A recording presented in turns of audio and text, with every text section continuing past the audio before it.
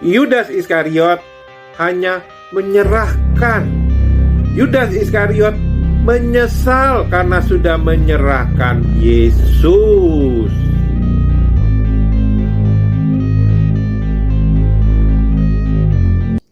Shalom Sobat Cerita Musafir. Salah satu ayat yang menjadi polemik di dalam penyaliban Yesus itu adalah Lukas 22 ayat yang ketiga yang mengatakan bahwa maka masuklah iblis ke dalam Yudas yang bernama Iskariot, seorang dari ke-12 murid itu. Ini seringkali digunakan untuk menjelaskan bahwa iblis merencanakan penyaliban Yesus. Tapi apakah demikian ayatnya berbicara? Mari sekali lagi saya ajak untuk membaca dari ayat yang pertama, supaya kita lebih runut dan lebih jelas makna dari ayat perikop ini. Lukas 22 ayat 1. Hari raya roti tidak beragi yang disebut Paskah sudah dekat. Imam-imam kepala dan ahli-ahli Taurat mencari jalan bagaimana mereka dapat membunuh Yesus, sebab mereka takut kepada banyak orang. Maka masuklah iblis ke dalam Yudas yang bernama Iskariot, seorang dari ke-12 murid itu. Lalu pergilah Yudas kepada imam-imam kepala dan kepala-kepala pengawal bait Allah dan berunding dengan mereka, bagaimana ia dapat menyerahkan Yesus kepada mereka. Mereka sangat gembira dan bermufakat untuk memberikan sejumlah uang kepadanya. Ia menyetujuinya, dan mulai dari waktu itu ia mencari kesempatan yang baik untuk menyerahkan Yesus kepada mereka tanpa setahu orang banyak.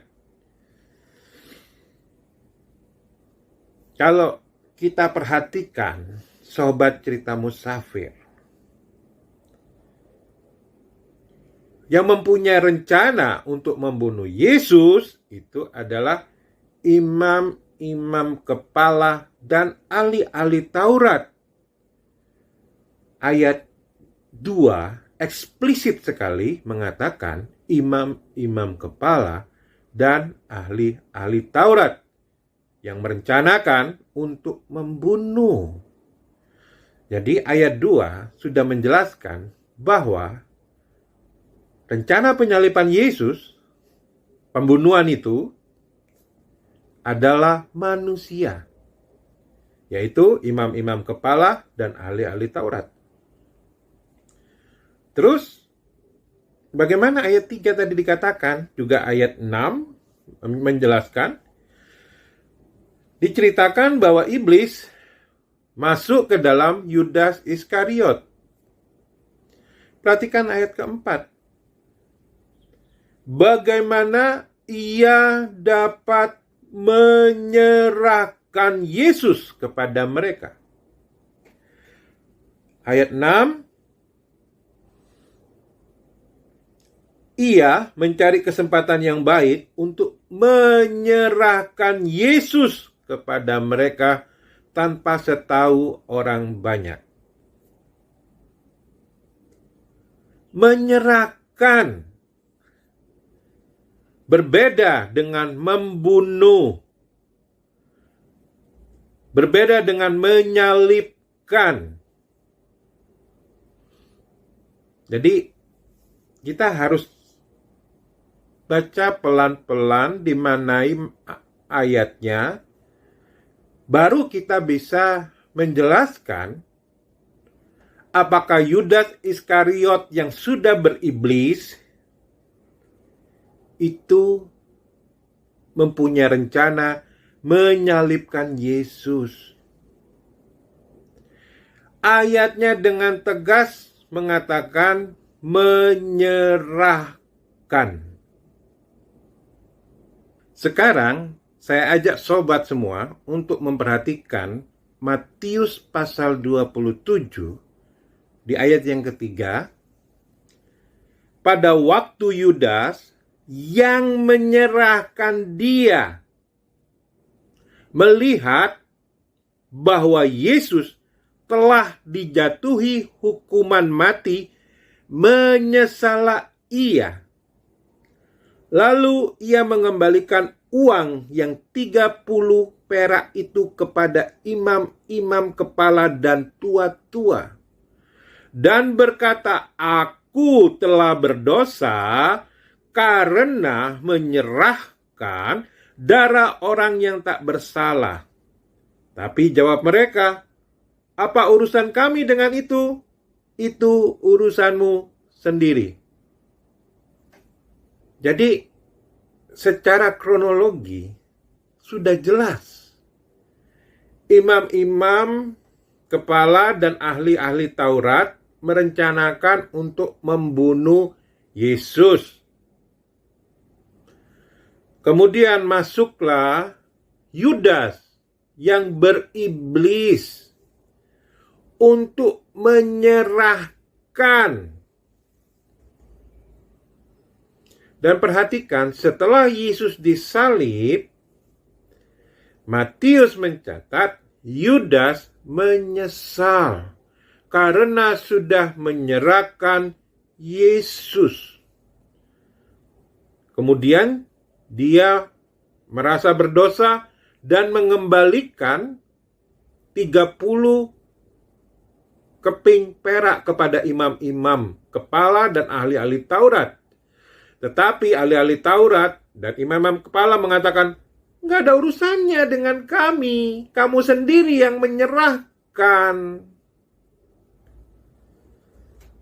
Jadi tegas di sini ayatnya, Yudas beriblis tidak ada hubungannya dengan penyaliban Yesus. Sobat Cerita Musafir, kita sudah melihat bersama-sama dari bacaan ayat firman Tuhan bahwa penyaliban Yesus dimulai kronologinya oleh imam-imam kepala dan ahli-ahli Taurat, yaitu manusia yang merencanakan untuk membunuh Yesus. Yudas Iskariot hanya menyerahkan. Yudas Iskariot menyesal karena sudah menyerahkan Yesus. Jadi, rencana penyaliban Yesus adalah rencana manusia, bukan rencana iblis.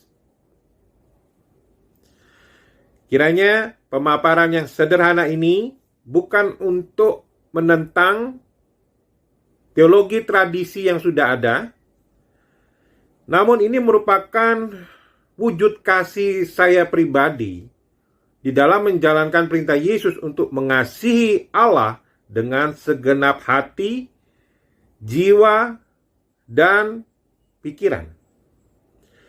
Dan saya juga tidak memaksa sobat semua untuk setuju dengan saya. Sobat semua bisa membaca ulang pelan-pelan ayat firman Tuhan, diperhatikan ayatnya, dipahamin maknanya. Sampai saat ini, kita sudah menemukan dari berbagai video yang saya sampaikan bahwa penyaliban Yesus adalah rencana manusia. Tuhan Yesus memberkati kita semua. Haleluya. Amin. Kudus, kudus, kudus, kuduslah Tuhan, Raja di atas segala raja, Raja yang mulia.